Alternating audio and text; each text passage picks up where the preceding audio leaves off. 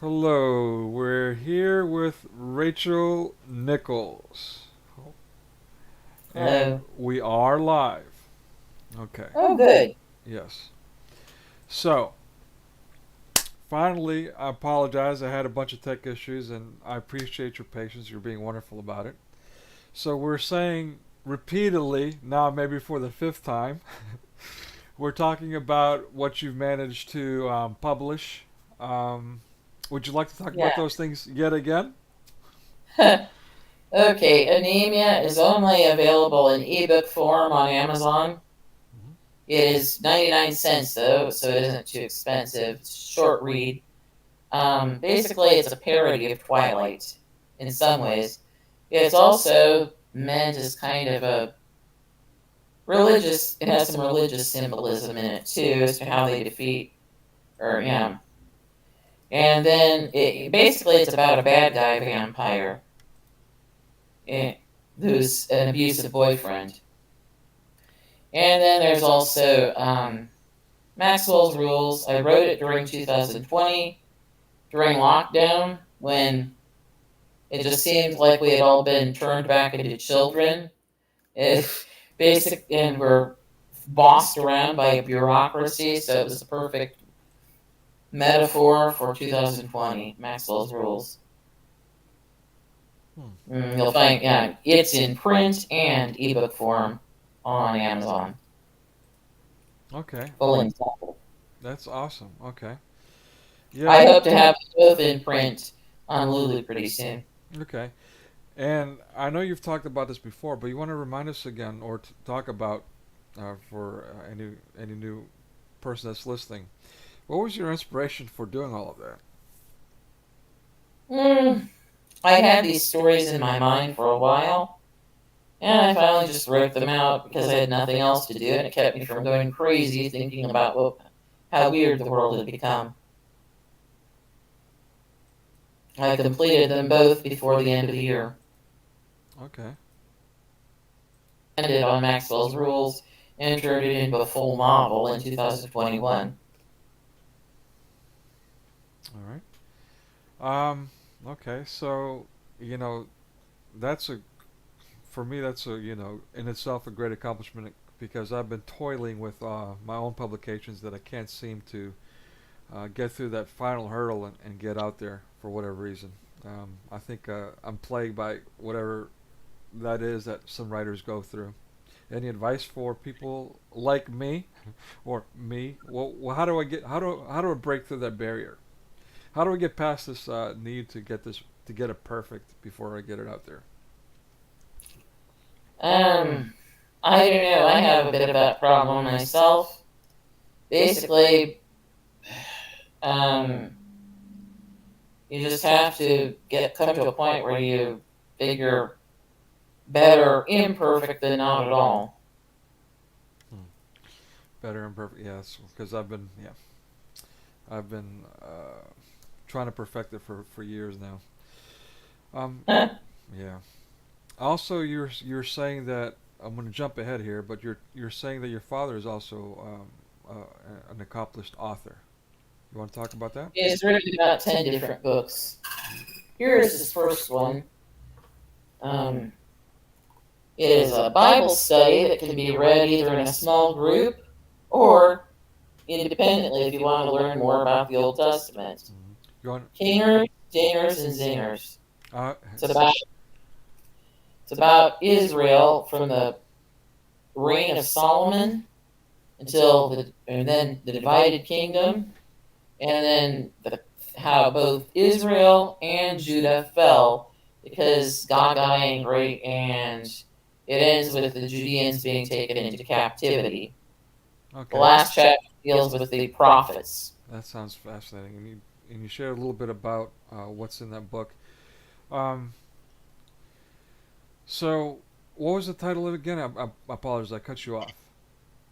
Kingers, Dingers, and Zingers, a brief history of the divided kingdom. By Jim Nichols. Right here, yeah, it has a picture of Jeroboam, Hmm. or no, Rehoboam, Okay. showing his little finger as he tells the the representatives, who have asked for lower taxes because of the harsh.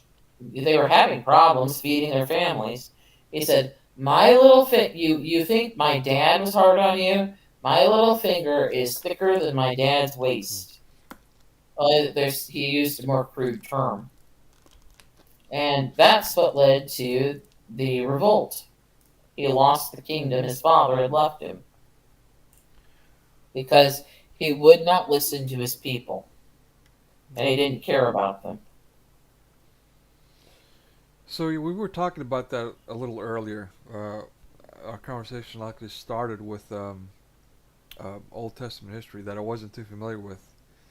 Yeah, I shouldn't probably admit that. As many years I've been studying theology, so to speak. Um, but would you like to talk about that, like our previous discussion on King Josiah? Josiah, the last Josiah. good king of Judah. Israel had no good kings, but Josiah really loved the Lord and strove to serve him as long as he lived. But because Judah was so corrupt, um, it went to pot immediately after he died. And he died kind of young, um, partly as God's way of saving him the pain of seeing what became of his kingdom. Mm. He did a lot of things. He smashed all the idols. He actually dug up the gold calves that had been used in Samaria after the north seceded from the south. Somehow he got a hold of the original gold calves of Jeroboam when he set up the alternative kingdom. He didn't want people going to Jerusalem to worship the Lord God, so he set up gold calves for them to worship in Samaria instead. Josiah found those calves and he destroyed them, Wow. even though Israel had fallen already. And he also burned the bones of the pagan priests in order to show what he thought of them. And he found some sacred temples for what the pagans regarded as sacred for their gods. He not only leveled them, but he turned them into public latrines or outhouses. That was one one bad mofo. So basically, he dug up some dead people and set their bones on fire to really show people what he thought of them. Is it? Prophets, Yeah. false prophets of Baal. Okay. And he also found a bronze serpent on a pole.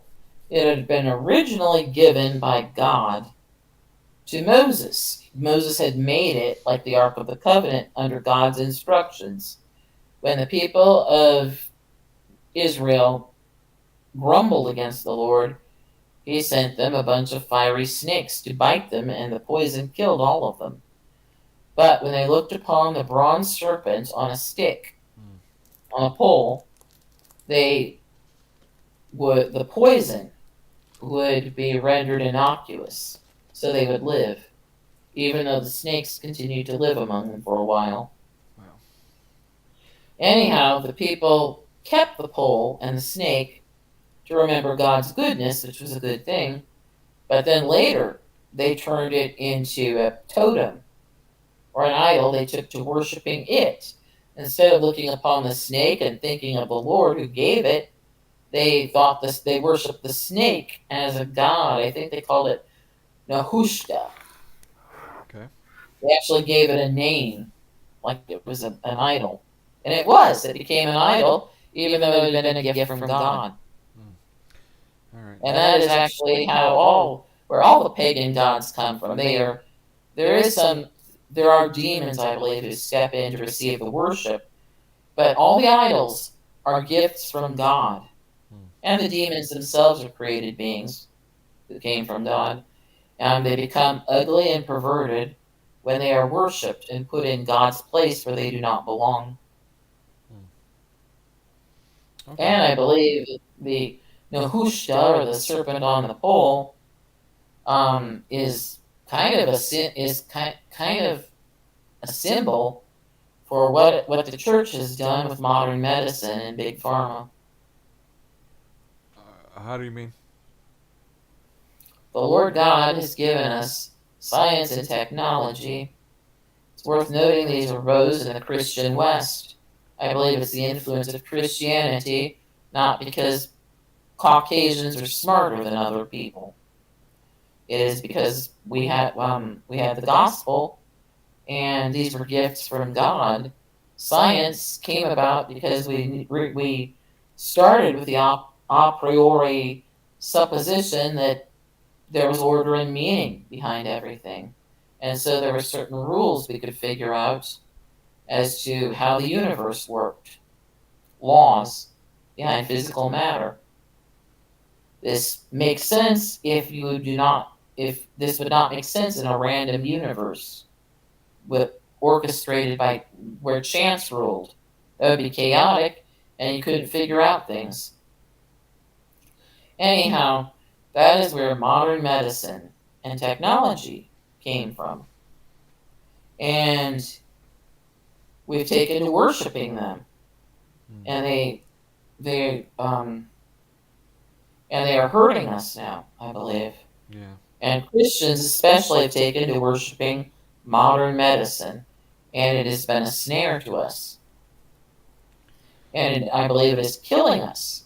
God doesn't want us to die, but a lot of us are sick and dying because we have made a God of it, and we refuse to ask questions, and we treat doctors with more respect than we do preachers of the Word of God, because our bodies matter more to us than our spirits. Mm. Yeah, you're kind of triggering or reminding me about a lot of the talks that Jay Dyer does on the Alchemist Tablet and the Sorcerer's Stone and cronyism and that type of thing. Are you familiar with that kind of discussion? I am not as familiar with that kind of thing. Yeah, I'm basically more into what's obvious. yeah. And you're more into the Christian I've aspect heard of it, about right? Harry Potter and the Sorcerer's Stone. I know that she did Right. research into the occult for that. Right. Exactly. And that's exactly what he's. Yeah. I mean, he's touching on. And these are all vetted academic sources that he's going to, but he talks about all these occult or pagan sources for this type of thing. Um, Yeah. yeah. I'm So more interested in folklore for its own sake, which includes legends and myths and tales, but I'm not interested in so much of the lore itself. mhm. As a Christian, I kind of try to steer clear of the occult, at least blatant. Yeah. Although Mhm. I think what Jay Dyer does is good, because a lot of us are being led into the occult when we submit our minds to popular entertainment. We need to be careful and maybe quit using popular entertainment at this point. Cancel Netflix and Disney. Mhm. Speaking of Disney, I did a review of the movie, or analysis, I should say, of Turning Red, which was a movie that came out with right before they came out public about their agenda to push um, sodomy on children, which should be an And offense. lesbianism. Yeah, I mean, to make those kind of public statements should be punishable by law. I don't understand why the FBI or anybody like that is not taking any measures to put these people where they belong, behind bars. It's beyond me. But Turning I Red, don't sorry. understand. Sorry. Yeah, no, Turning Red was very much exactly like that. It's pushing the whole pagan thing and the whole cultic religions and cultures in a way that made it, I mean, it sensationalized it, it glamorized it. But it also was completely sexual throughout the movie. It was insane. Yeah. And this was, again, targeting young children. So I don't get it. I'm sorry, what were you going to say? I was going to say, I was going to say, I don't see why Christian parents are still taking their kids to see this stuff and not canceling the subscriptions and just forget boycott. Boycott, you do it with the hope to change a company, to get them to see things your way. Cancel Disney. Like the because at least you will be able to save your children's minds. You'll be able to keep them pure. You can't change Disney, but you can save your children. Mhm. Or we need to change Disney, or at least prevent them from sexualizing our children. I mean, this is a real problem. It's an epidemic. I know. It's just the point is some things we that are too big to change. If we can't change them, we can at least save the children. Mm.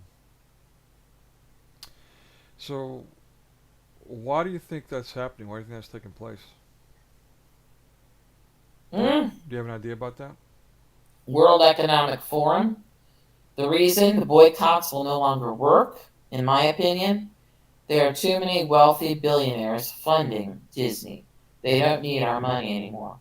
I mean, the evidence will suggest that even though they're showing losses, they still keep pushing the same kind of garbage, I Yep. guess, for lack of better words. Yep. There's pushing up their social credit score. They hope that in the New World Order they'll own it all. And by New World Order, you mean the stuff that all these different A politicians around the reset. world were kept repeating it and promoting while they're pushing the A reset. COVID-19 lockdown, right?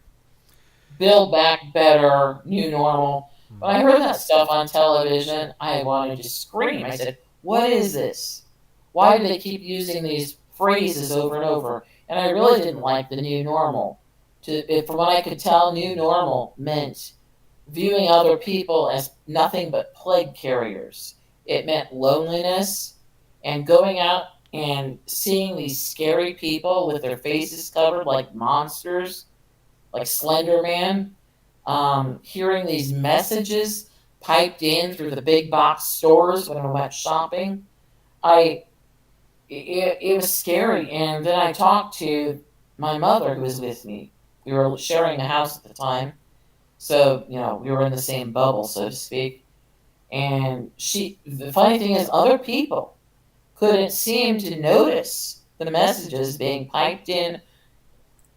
We are in this together. It was dystopian. We are in this together. Hmm. This is the new normal. They say that. Remember to stay 6 feet apart, stay socially distanced, wash your hands. They said it over and um, over the loudspeakers instead of elevator music. Hmm. And it creeped me out. Yeah. So socially distance is an oxymoron, obviously in itself. Um, Physically distanced. mhm. So yeah, if correct me if I'm wrong, but you studied psychology. Is that true? Do I remember correctly? Minor, minor psychology. You That might. was my minor. My major was English literature. Mm, okay, so that explains the writing and so on. So what are your experiences with that? Like your knowledge, your background, as far as the psychological aspect of all these things that are taking place that we're talking about right now. Mm, psychology is a bit overrated, although I Hmm. think it's more. I'd call it more of an art than a science. It's a branch of the humanities, like history, at its finest. Sociology, it's more sociology and anthropology. Is closer to what psychology is than any real science. It's what you call soft, maybe. Um, yeah, I don't know. For me, it wasn't so much anything I'd studied as a sensation in my gut Hmm. Okay. that there was something horribly wrong about the whole thing. I did remember from reading literature and history how nothing like the lockdown had ever before been done, and yet they were selling it as though it were commonplace. I pointed out, look, this is not the way people treated deadly plagues in the past. And people, oh, you don't know what you're talking about. I said, look, back in Europe during the bubonic plague, people did not lock themselves into their huts if they had no symptoms. They went out and plowed the field even though people were sick and dying everywhere. And you point out that people were not falling over dead and being carried away in wheelbarrows like they were during the Black Death. Right. You know, oh, another oxymoron is social media. Hmm. Socialist media is what I like to call it. Right. Anti-social media, because people are always fighting with each other. That's even And this better. is everyone gab. I think Jordan Peterson was right when he said that the open format on places like Twitter seems to make people fight with each other more. Yeah. I mean, the whole trolling, triggering thing, people bragging about triggering each other. It's extremely toxic, and that's an understatement. I completely agree with that, 1,000%. I think who was it? Alex Jones is known for saying www equals 666 in Hebrew, which is a Huh. fact. Numerically, Vav, which phonetically is also W, is 6. As you, I would imagine you're aware of that. Hebrew characters also have a numeric value. Yeah, Yeah. I remember So, hearing about it years and years ago when the internet first came out. mhm. and I've done somewhat on the inside of that with. I mean, I was learning how to put these apps together when apps were first a thing, even before they were really getting connected to the internet. I was still quite new. And Hmm. I did study psychology. I graduated with distinction and minored in education, but it was really a major minor in education, and then continued in instructional design and technology. Um, was I was learning from people that were head consultants at Booz Allen Hamilton, and authored and so on, award-winning program. So in that environment, also learning film production, with some Hollywood royalty, so to speak, some distant royalty nonetheless. An area that had the biggest sound studio on the East Coast, yada yada. The point is that I had some insight, experience, and education, and from quite significant sources on how this technology, how is it impacting us. This whole this mobile device, this mobile 666. I like to call it a voluntary gulag.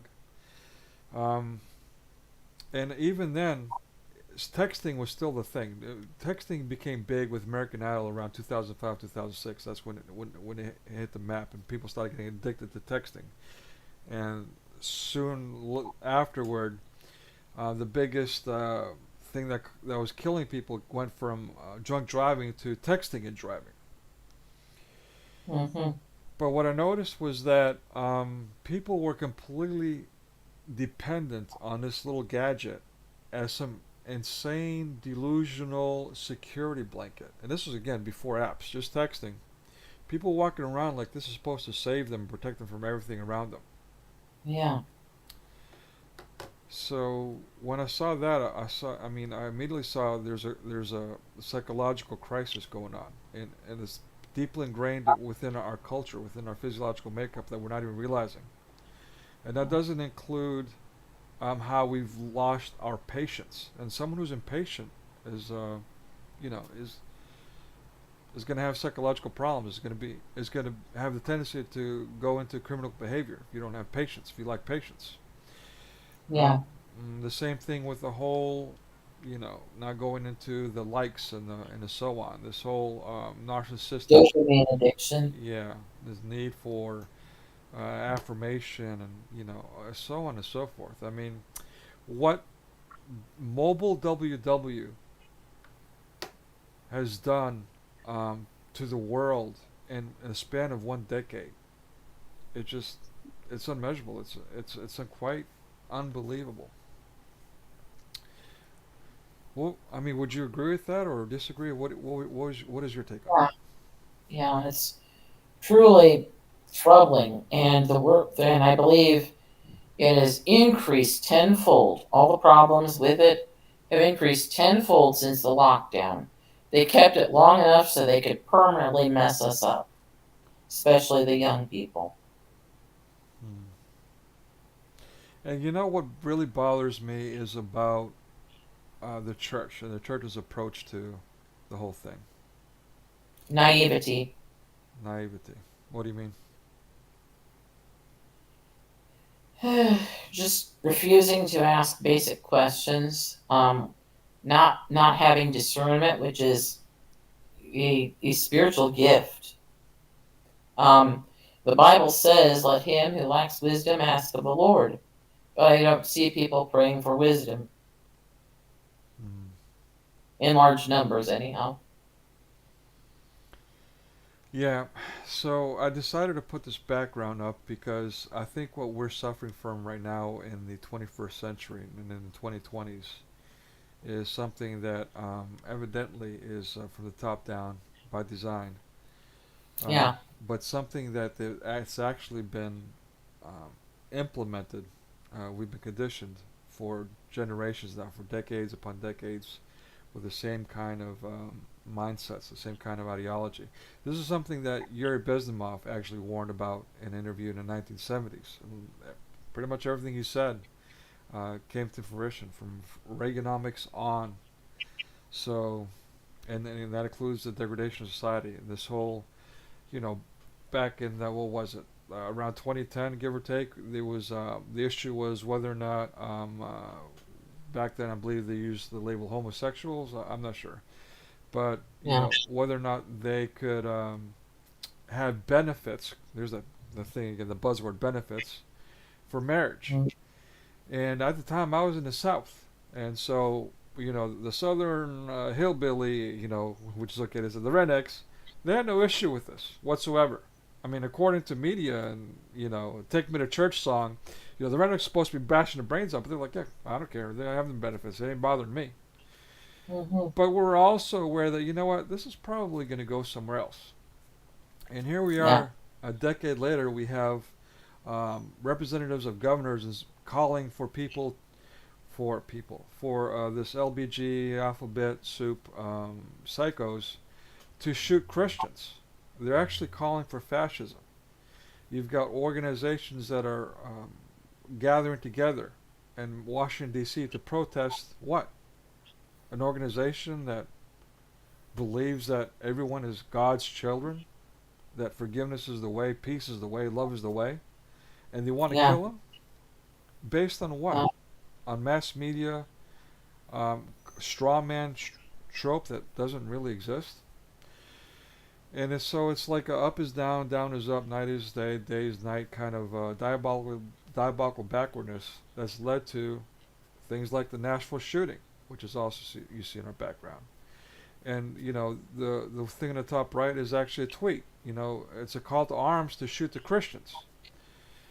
Um, Again, going back to the George Zimmerman Trayvon Martin trial, are you familiar with that? Do you remember that by any chance? uh, yeah, yeah. It was like it was jacked up. Same with George Floyd. Yeah, it's a yeah, opiate uh, overdose. That And it's like neither man's life mattered yep, in and of itself, but they were just, it's like I call it EDM, exploitable deaths matter. It's exactly. like people wanted them to die so they could, some random person to die so they could smash everything and throw ugly demonic temper tantrums. Right, and so mass media is not throwing a fit about these apparently predominantly white Christian kids that were traumatized or killed in a Nashville Yeah, shooting by one of these alphabet soup psychos that were conditioned to go out and take someone to church, as the song and video, the insane video goes. I wish I could remember her name. Do you remember the name of the woman who shot No. the adults and children. The it, you mean? I remember her It's first name it's was the third gender. It's not a he or she. It's an it.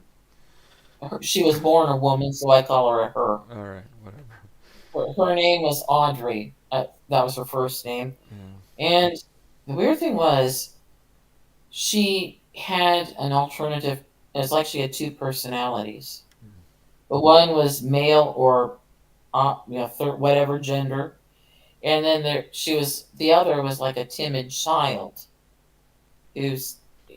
It's like there was a fight between the two, Jekyll and Hyde, and it's interesting. Her Jekyll was her birth gender, the one given her by God. I believe she was possessed, and what some would call an alter was a demon, and he was tormenting her.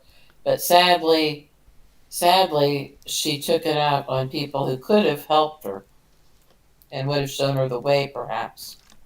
That's how it That goes. she and now, sadly, I'm afraid she's in hell. Well, God forbid. I mean, we can't say that. I honestly believe I'm a I big know she believer in may. judgment comes from heaven. So Oh, I know, but I pity her more than the people she shot in a way because at least I hope they're in heaven. I don't. I pity the kids that are in this picture right now that are permanently scarred for life. They are the survivors, I know, but they're arguably the biggest victims because they'll never be the same. I know. All the same, if you're in hell, that's worse than just ordinary death. Fair enough. No arguments there. Although if they're scarred, perhaps they'll wind up in hell too. God I think forbid. that's the end game. I think a lot of people are, the devil wants a lot of people to become wicked Hmm. and then to die. He doesn't want us to die until he's sure of our souls. Rachel, and Because he, that's sorry. go ahead. No, I was gonna say that's exactly why I keep emphasizing media because and I'm guilty of it too, falling for the trap of well, you know what, this is a, a Christian versus alphabet soup psycho, or this is white versus black, or this is man versus woman. I know better, but once in a while, as being an apologist for the white Christian man, the traditional man, right? Yeah, While I'm being the apologist, I'm now taking on that role of anti this or anti that without wanting to. right. So I try to keep the focus on the source of the problem, which is mass media. The mass Yeah, media is what is guilty of controlling our minds and therefore corrupting our souls, our spirits, and having us at each other all the time, yeah. including family. And family members that love each other are completely visceral toward each other over nothing. Mm. Although 2020, there were like a third of us who didn't believe the narrative, and we kind of fought with those who did, or they fought with us. There was mutual rancor. Yeah, that's a I whole. myself was guilty of it. I was just sick of their stupidity. I want to argue that's a whole other issue, but it's not. It's all wrapped in, unfortunately. Yeah. Oh, well, the Bible says that mere knowledge puffs up, but love edifies. So I think you need to have more than the truth if we're going to change things. Well said. You So need well to said. have the love as well. Well said. I mean, that's the thing that I've been struggling with too. I mean, the hardened heart, which is the exactly opposite. This indifference and this, okay, you know what, let him suffer. I mean, that's where I find myself quite often. Admittedly, I'm embarrassed to admit it, but it's true. I mean, even if I'm aware of all these things, I still succumb to it, and allow my spirit to get corrupted, and yeah, that manifests itself in my words and deeds, unfortunately. And it's very counterproductive. I mean, it's very destructive to myself, but it's also, I mean, just adding more fuel to the fire, and that's what they want. I'll go on to tell you about carnal methods of Christianity or Christianizing the world. Hmm. As far as and I'm speaking as a conservative evangelical Christian Protestant, and I find this in my circle. We are not winning the lost. That is what the church is supposed to do, even if it kills us, literally, according to the Bible. Um, and I believe that God may have a solution for the wickedness, the way to get rid of these demons again, but people will not like it. Listening. Our blood. That's how we beat them in Rome. We drove the demons from their places of worship by shedding our own blood. And I'm not calling for violence. I'm calling for resisting to the point of death when someone else performs violence against us. Hmm. So basically, using the truth as a sword, and if we get killed in the process, then glory be to God, kind of thing. I don't like it myself, Hmm. and I am afraid to die, but if it is the Lord's will, so be it. You know, It's sorry. a sacrifice to God, and my words will be taken out of context. I'm not calling to hurt other people. I'm calling to let them hurt us. Well, I think anyone with half a brain understands that, and I know for sure Muslims understand it because that's what their agenda is, and even some of the libtards. I mean, that's definitely the libtards are now parroting the mass media thing of, you know what, let's worship Gaia and the universe, the force of the universe, which controls Mm. everything, whatever that's supposed to be, um, and so therefore let everyone die so we can save nature. Just Nihilism. it's quite insane, quite insane. Well, that is what the globalists are all about. They seem to hate humanity and want to wipe it out, including themselves. They don't really want to die. They're paralyzed of fear. And it's weird. It's like it's a paradox. They want to destroy life, human life especially, but they want to live forever at the same time. You know, I'm gonna go to a movie quote, because I'm one of mass media's biggest victims, and so that's where my mind is always at. That's where it goes. But and it's a really horrible example. It's actually from Conan the Barbarian, one of the most diabolical movies you can watch. But there, I thought it looked stupid. I'm sorry. Yeah, well, yeah. So, but there's a great line in it, or at least a great illustration of the power of the mind and the power of influence over people and what that can bring. And he talks about, he challenges this main evil character. I forgot the name of the actor who plays it, unfortunately, but he was saying James Earl Jones was in that movie. He plays James the Earl bad guy. Jones. Thank you. Yeah, that's him. Yeah, Before Darth Vader. yeah, yeah. There you go. Yeah. I've So seen a movie review of it. yeah, so he Didn't watch played. it. I thought his role in Conan the Barbarian was awesome as well. But yeah, he challenges Conan the Barbarian near the end. He's like, well, you know what? What's the greatest thing? And the Barbarian is like, well, the steel. And he's like, bah, what is steel compared to the hand that wields it? Compared to the hand that forges it, that makes it? I mean, steel is nothing without it. And he says, well, let me show you. And he does a gesture to a woman standing on the side of a cliff, and she just puts out her hands like the Hollywood Christ figure. They love to blaspheme Christ, and by Mm-hmm. doing right. And so she falls, she commits suicide. She jumps off the side of the cliff just because the guy gestured to her. And so we've kind of seen the manifestation of that now. But I want to add to that. People talk about following the money trail. This fear of money or the lack of and what it does to us. When they don't realize that money is completely worthless compared to the hand that wields it or compared to the hand that makes it. It is nothing. We don't need it. We don't need a print currency. We don't need digital currency. We need none of that. All we need Right. is each other. Yeah. And that is the power of Christianity. But people are so scared to let go of this anchor that's drowning everyone that they don't want to realize. They don't want to accept that. That's a simple, basic fact.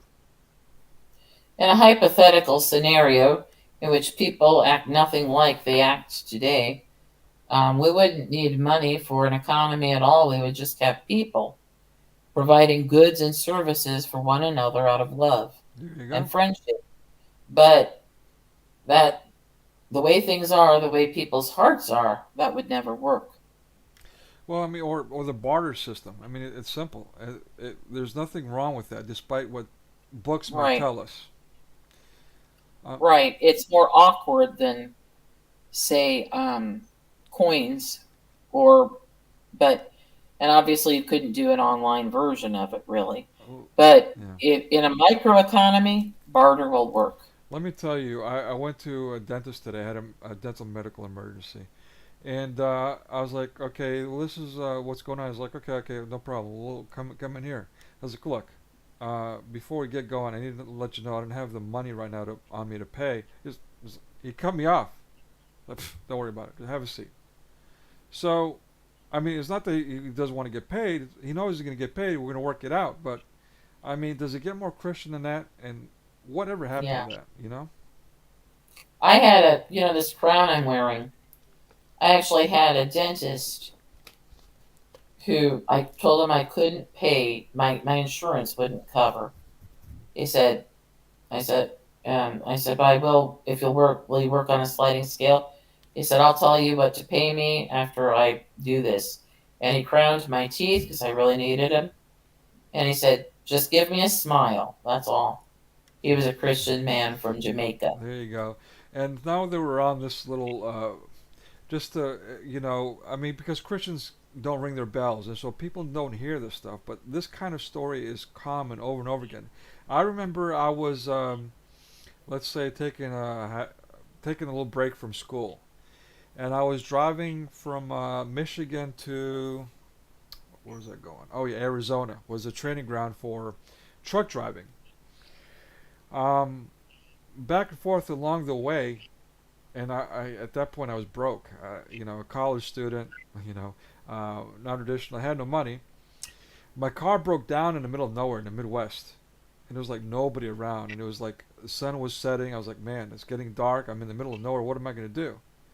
And a car comes by, and it's on the freeway, and the guy stops.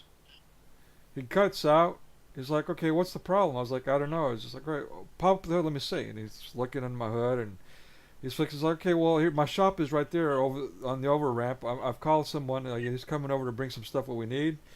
Someone else shows up. It's his son, and they got all these materials and stuff, and they're fixing my car. And I was like, wow, thanks. He's like, no problem. He's like, you know what? I don't really have any money. He's like, don't worry about it. What's going on? Where you going? I was like, well, I'm going to, I'm going back to Michigan. I'm going back to school. Oh, do you need some money? Wow. Yeah, yeah. And that's the kind of thing that you don't hear about in Hollywood. Why? I mean, that's a powerful story. I mean, I'm saying it, and I'm almost ready to cry.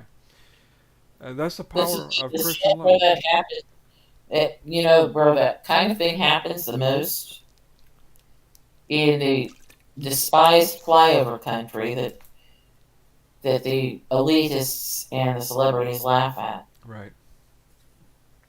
That's what they want to destroy. The Amish are victimized now. They're being completely slandered and dragged through the mud. When they're the set the standard for Christian living, it's insane. And that's why again I'm using this background. Forgive me for those that are have young children or don't have the stomach for it. I'm gonna bring attention to something you may or may not noticed already on this background. But I'm gonna go back to mass media and its influence and how it's now brought to fruition the hunt for the white Christian man, which the ultimate white Christian man is Jesus Christ. That's the ultimate target. But on the top left corner, you'll see an image probably no one's ever seen. And you mentioned something that was quite significant before. It's not. All we do is think about the conceptual when it's real people that are involved in this, and nobody wants to think or talk about that in all reality. On the top left corner, we have Trayvon Martin, an image nobody sees. And I promise you, if people saw that image of that young man dead lying there, his corpse lying there, they would realize it's not a friggin' story about white versus black. And George Zimmerman, by the way, is Hispanic. He resents being called white. It's about a kid who's dead and about a Hispanic, the neighborhood hero. Literally, all his neighbors were praising him in court for changing the neighborhood, for helping him this way and that way from criminal activity. But nobody wants to talk about that. Who got jumped by a young black man who was, doing drugs, who had all these things on him and so on and so forth, who was being racist towards Zimmerman. He was on his cell phone with his girlfriend, saying, there's that cracker, there's a nigga that, nigga that. And so his girlfriend was like, look, go home, leave him alone. He's like, yeah, yeah, yeah. And he gets off the phone with her. George Zimmerman loses sight of him. It was at night, it was sprinkling, it was raining. He was wearing, as you see in the dead corpse, forgive me, you see it's not a gray hoodie, but a black raincoat hoodie over a gray hoodie. But all you heard about was a gray hoodie because the gray hoodie had the blood stain on it, and so that's all they advertised. They didn't want to show you they was wearing a black at night. You couldn't see him. Mm-hmm.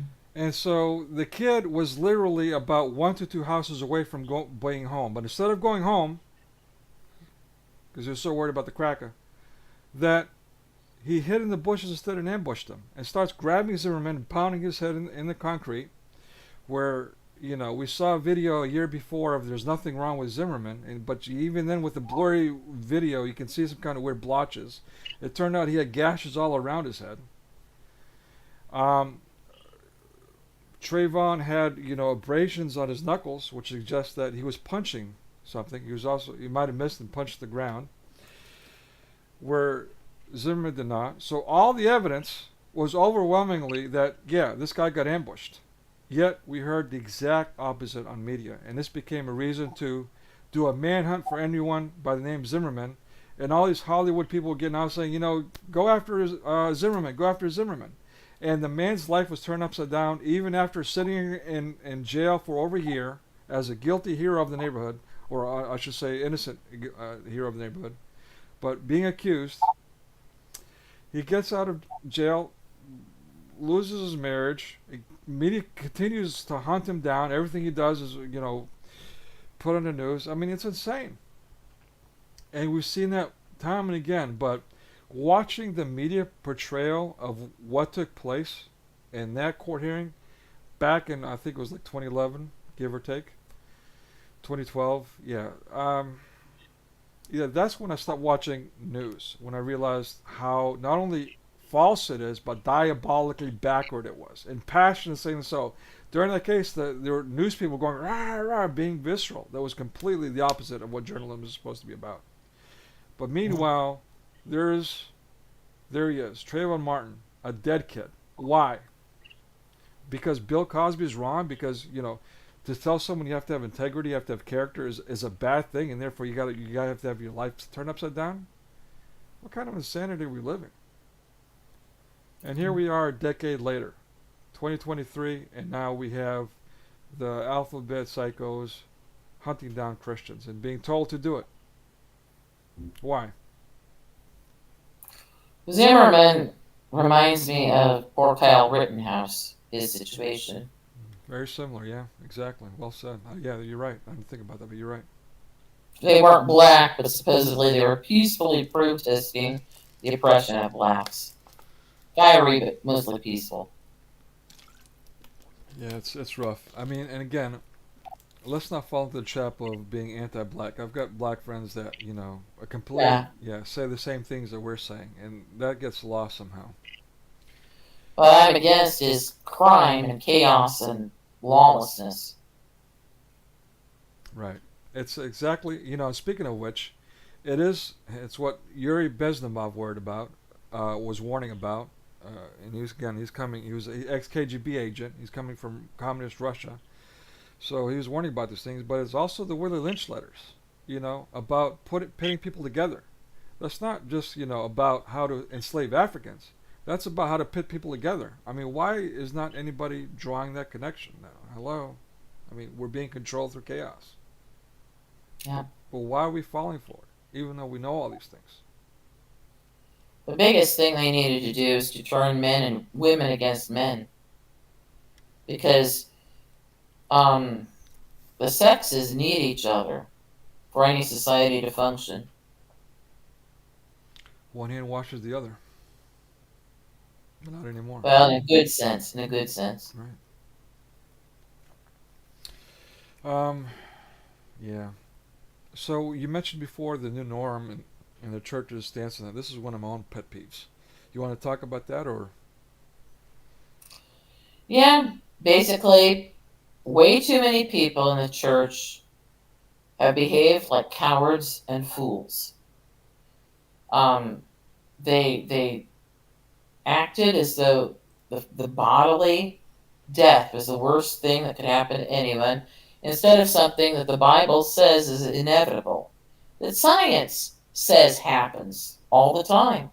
It is appointed unto everyone to die, and after that the judgment. Um, and the funny thing was, if they'd done if they'd taken the time and trouble to do any research, they could have found out that the danger was very inflated. They could have dug stuff up. There was way less censorship at the beginning. I found stuff all over the internet, but nobody, it seems so few, wanted to do any research. So many people just lack discernment. They believe what they heard off the television. Even Christians who condemn the media just believe what they hear off the TV. They believe, and I've noticed everyone in our culture has this problem. It's a widespread thing, but Christians lack it. Or Christians go along with the herd just like everyone else instead of being a flock of Jesus. They should listen to his voice. We can't help being sheeple, but we should listen to our shepherd and not let the wolves tell us where to go. Um, anyhow, we canceled Easter. That really bugged me. The church I attend right now does not do special things for Easter. We try to make every Sunday an Easter. But basically, that was Mr. Global's way of getting everyone around the world, every Christian, to say, we do not believe in the resurrection. We don't believe God has that it makes any big difference to us that Jesus rose from the dead and promised to raise his followers from the dead, just like he was. Because we will sit at home, we will call upon Caesar, we will call upon the bronze serpent upon a staff to save us in a lighted shrine in our living rooms. We will call upon the family images, the family gods, to save us from the only death we care about, the death of the body. Mm. Yeah, I mean, again, that was something that really, in fact, I got on people publicly because of that. Church leaders, in fact, was quite open, quite blunt. Maybe to a fault, maybe not. I don't know.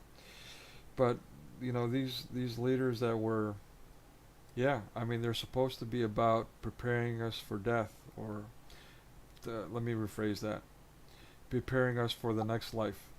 Right? So death is only a Mm-hmm. gateway. But for some reason, they got completely away from that. They emphasized this whole concern for the carnal well-being, and we're pushing things that were completely backward, that were completely detrimental for health in the Yeah. process. While, like you said, they're using the moniker "the new norm" to do it, which is extremely disturbing. It's, I'm still not over that, and I shouldn't be. I mean, all of them that have did that need to repent if they haven't already. And they could have checked the medical history of people like Fauci, the experts of Bill Gates, who helped with make the shots. Why didn't they do anything looking into him? The governors and the people pushing lockdown the hardest.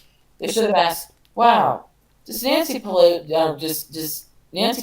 nephew value human life as a gift from God as intrinsically valuable? Up north, my fellow Christians, did you ever think of asking, does Justin Trudeau honor human life as valuable because human beings bear God's image? Is he pro-life? Is that why? And if he's not, he'll say, no, of course not. He's pro-choice. He believes in abortion, which I say is murder. Mm. And I agree, abortion is murder. Basically, you're looking to someone who supports murder to protect you. You're putting absolute faith in him or her to protect you and your family from dying. Why? You call the person a murderer, yet you look to them as a savior. So, yeah, I believe we we've covered the topics that we wanted to talk about. I just want to make sure that we'll leave on a positive note. So, what would be your recommendation on how to overcome all these things that are being put on us, whether we like it or not? I wish I could pronounce the name properly. I recommend you look up this book online. It's free. It's PDF form. It's a long essay, just 80 pages. It's not a long read. Vaclav, I think is his name. He was a Czechoslovakian who wrote it near the end of the Soviet Union, called The Power of the Powerless. We Christians need to be making an alternative culture, a true counterculture that provides what the world no longer has because they do not have the spirit of life on their side. God gives us life. Life comes from his spirit. Without God, we are nothing. So far, we've been, until recently, we've been living off the fumes of Christianity, even Hollywood, because everything that is good, anything that is good comes directly or indirectly from God, I believe, even from non-Christians. And the further we drift from God, the more evil and banal things will become. Boring. Evil is boring. That's what people don't understand. But basically, true Christian culture would be making more artwork, um, alternatives. Let's start on the entertainment. We need to, I believe, a revival of what we used to call folk culture. It would also preserve people's national culture on a local level and regional level. I believe that is a good way of fighting globalism, even though it sounds silly. Of course, growing food is more practical, but Mr. Global wants to smash out all human culture just like he wants to erase human faces. And he wants to destroy our ability to tell men from women. We need our differences, different together. We need to love one another because we are different.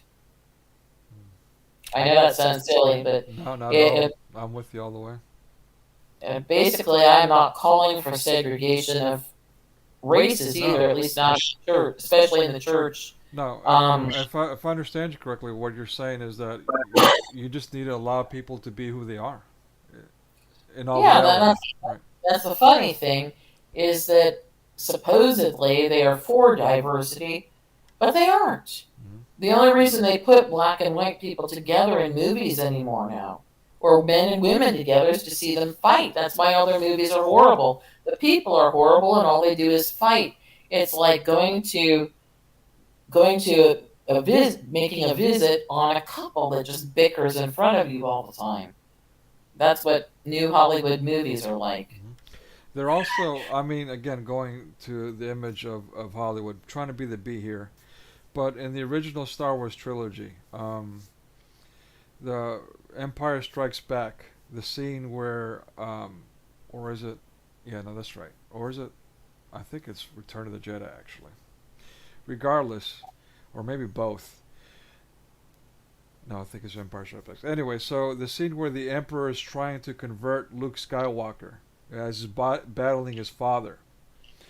Mhm. Um, that's basically what media and they um, that's what they're doing to us. They're trying to get um, the white Christian man or the people that they're targeting, the Christians, Christianity, the followers of Christ, um, to react, to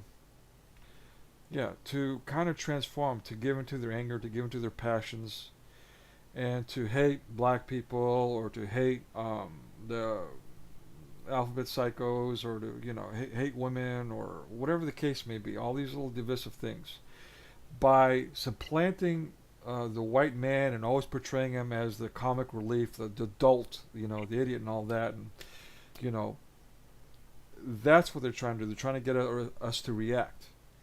And once they get one single aha moment, that's all you hear about all over media, nonstop, 24/7, every network, is that one incident and how that's supposed to represent everyone. Because that's how quote unquote open mindedness works. Yeah, so I'm saying that, and I know Christians are aware of that, but I'm just trying to remind us that let's not fall for that trap.